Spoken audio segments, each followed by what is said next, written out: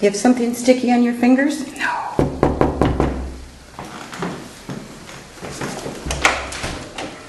Oh, face to face. I didn't hear you knocking. Oh. Well, since you're here, you might as well come on in. All right.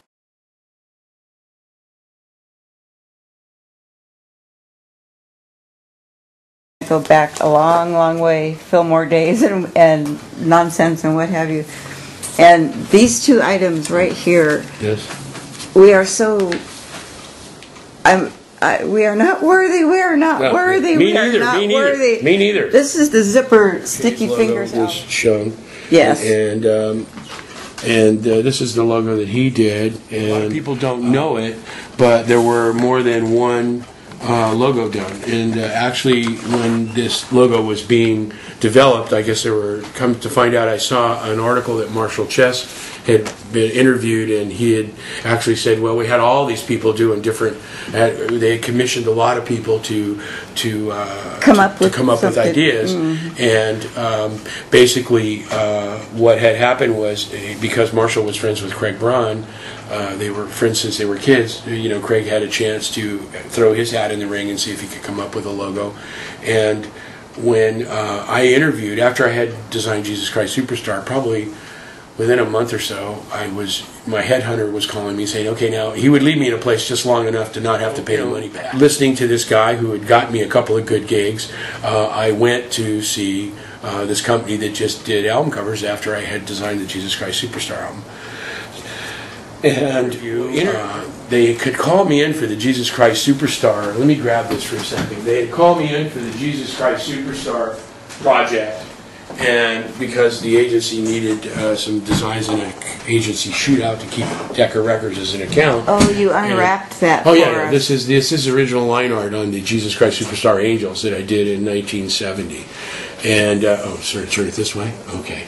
Art director. I was able to keep this art because I sort of liberated it from the agency that I worked in. And it was one of those kind of things where I like to keep all my stuff. And anyway, they called me into this agency. My headhunter had sent me there to Craig Braun to interview, and it was based on this Jesus Christ Superstar package because it had just broken. It was big, and a job well done. And a job well done, and they needed an art director. So I was there, and during the meeting, I showed him all the. I was with him and a couple of his sales guys, and during the meeting, I showed him some of my other work. And this package, it was my first album cover ever done. It was done for International Paper Company. It's a very heavily Peter Max. I don't have the poster here, but the poster is total Peter Max. I really love Peter Max's work. I'm a very symmetrical kind of, as you can tell from the Jesus Christ Superstar Angels, there's a symmetry to the work that I do, and I have comfort and balance and stuff like that. And so the first assignment at this agency that I worked at was to do a national sales meeting for International Paper Company. And we did this it was called Dolls Alive, and it was like an off-Broadway musical like the Rockettes. We took the titles of the songs, or the titles of the paper stocks that they were introducing to their sales force, and they made songs out of them. And as a commemorative piece for the salespeople to take home with them, they did these albums. And so I designed the album. Impressive. And there were a few other things that they took home with them as well, but this was all the songs recorded in on this album. So it wasn't my first album cover, but the distribution was probably 500 pieces. It wasn't. It was just but on the back, you'll see it was called Dolls Alive. The year. This is 19. It's at the end of 1969.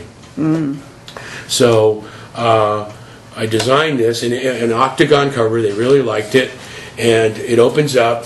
And when I was showing this to the guys where I was at Craig Braun, they had picked up. This is the label that I had put on the record, and the label is the first usage that I did of the lips.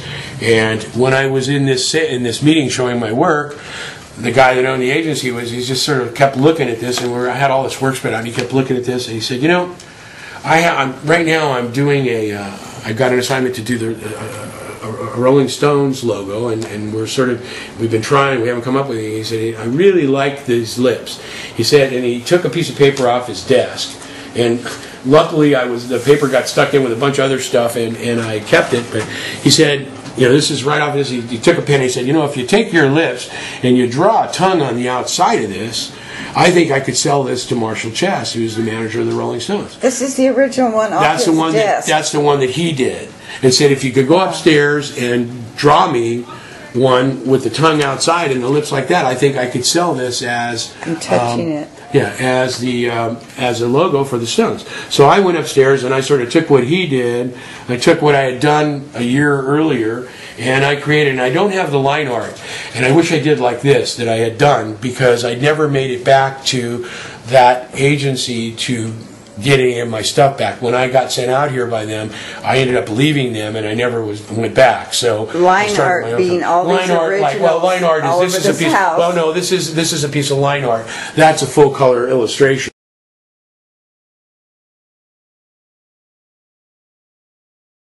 This is black and white line art. Okay, the Rolling Stones tongue that I did was a piece of black and white line art. So my piece looked a lot like this, where I had taken the sketch that he had done with the symmetry of what I already like to do, put it together with the lips that I did, put a tongue on the outside, put highlights on the tongue,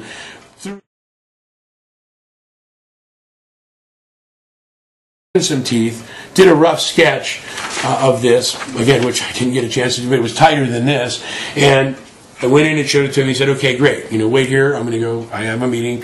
He went to the meeting, came back a couple hours later, and I'm still there, and he goes, okay, man, you got a job, you get $200, and you just designed the logo for the Stones. So I was really pretty excited. A month or two, I just did this logo on everything that you could think of, because what happened was Craig got the merchandising rights for this logo. He gave the logo to the Stones for nothing, and he got the exclusive merchandising rights for 1 year. So we did everything, shirts, posters. I mean, it did these beautiful foil posters that were die cut in that shape with foil and white and black. So that, and then about a month or so later, maybe a little bit longer, the album came out, and it wasn't this logo. It was the other logo. It was John Pichet's logo, which was a more stylized version of what I had done. But I actually, honestly, I like what he did better than what I did, because I think that he gave it. Mine is very stiff. Mine is very stiff and kind of staid and kind of... But original. Original, but kind of staid. And it doesn't have any... The Stones are very animated. You know, Mick Jagger is a very animated guy. If you had to describe him in one word, it would be animated. Lips. It would be lips. Animated lips. So, yeah. And I think what John did... See, mine is more like this.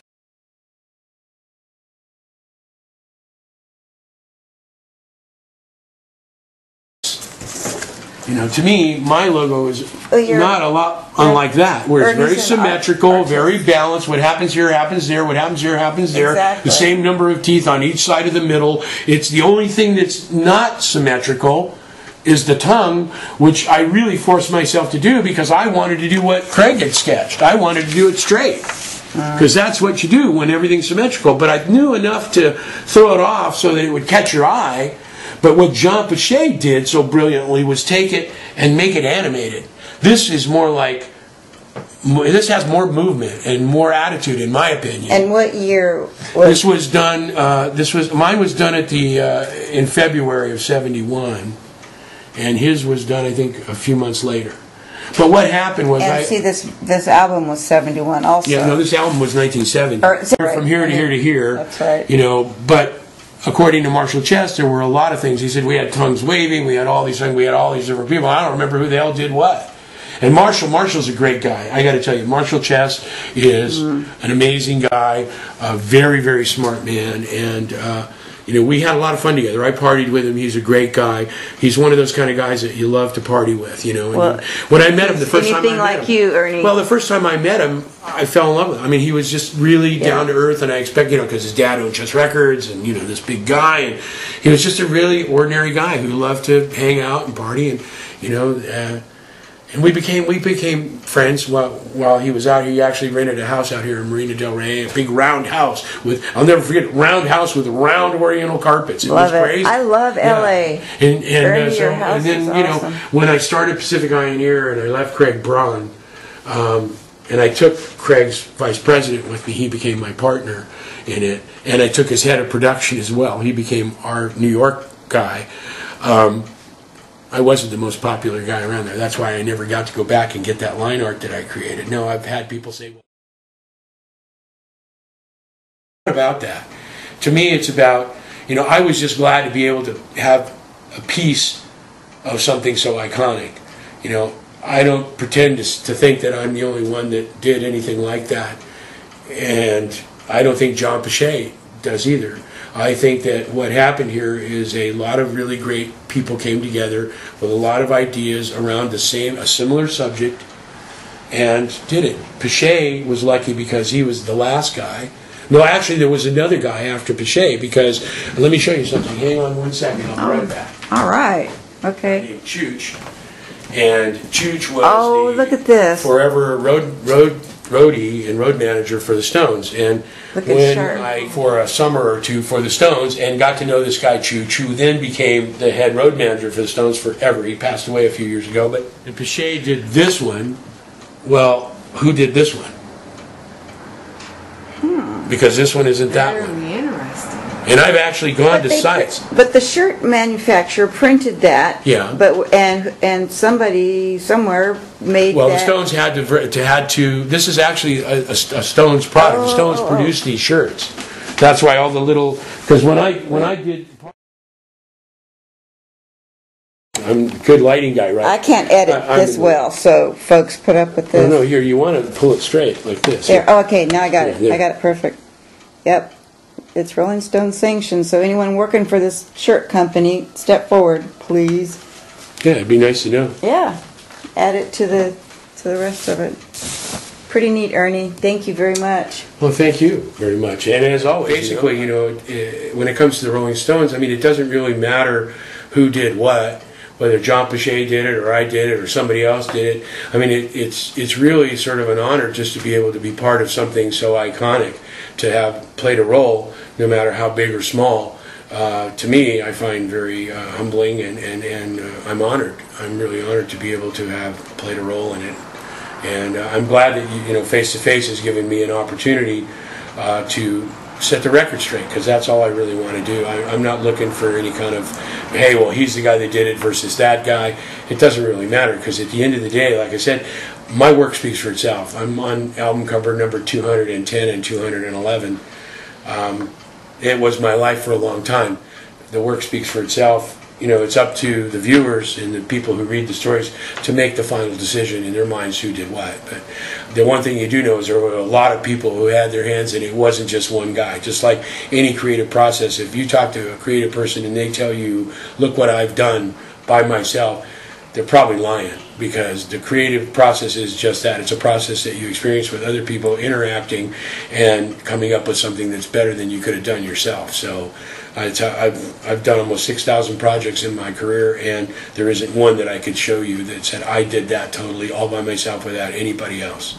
So, I would challenge anybody that. Well, you're a true professional. Well, I don't know whether it's I take an honor in what I do. I take it very serious, and to me, I'm just satisfied to have made a mark. You're iconic, Ernie. I don't know about iconic. Sometimes I feel iconic. We love you. Oh, ache here, pain there. No. Okay. Well, I love Face to Face too. You guys are awesome, and thank you for giving me the opportunity. Okay, now we're going to really get out of your face in your house. No, that's all just the acting. Get out!